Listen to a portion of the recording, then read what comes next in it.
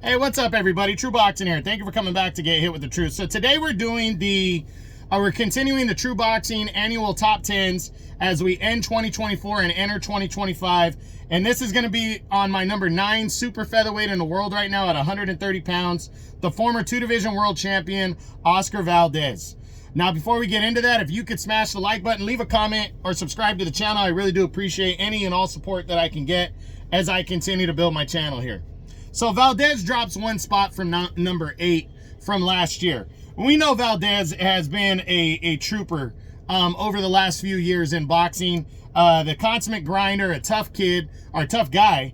But he entered 2024 coming off of a brutal decision loss, one-sided decision loss, where he was competitive in the rounds, but he really got beat up against Emmanuel Navarrete.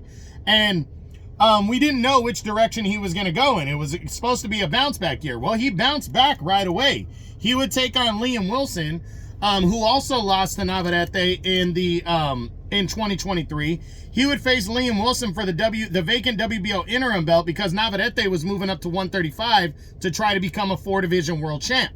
And with a win, the interim champion would be upgraded to full champ if Navarrete was successful against Barianchek, or they would be first in line to fight Navarrete once he came back down if he was unsuccessful at lightweight.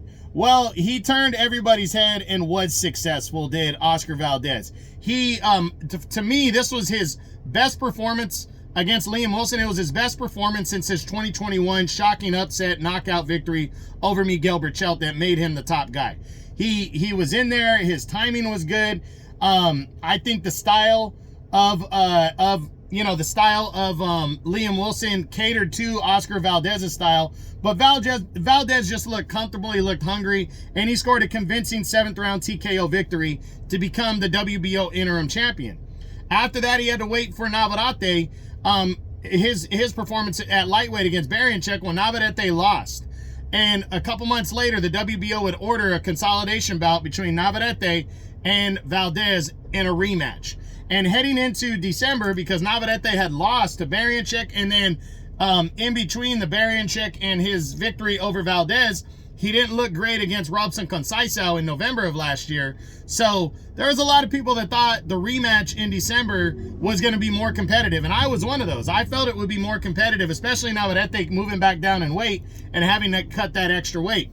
But Navarrete was on it in the rematch. He absolutely dominated a competitive Valdez. Valdez can be competitive against Navarrete. He just can't beat him. He got put down early in the fight and then got stopped in the 6th round. I think overall he got put down 3 times, and Emmanuel Navarrete would win by TKO in the 6th round and retain the title. And this was a crushing loss to Valdez because this is the first time he suffered a knockout loss. And now overall, Valdez is 32-3 with 23 knockouts. He is actually, his highest rating is the WBC's number 15 spot. So he's way down there. But, what does the future hold heading into 2025 for the 34-year-old former champ?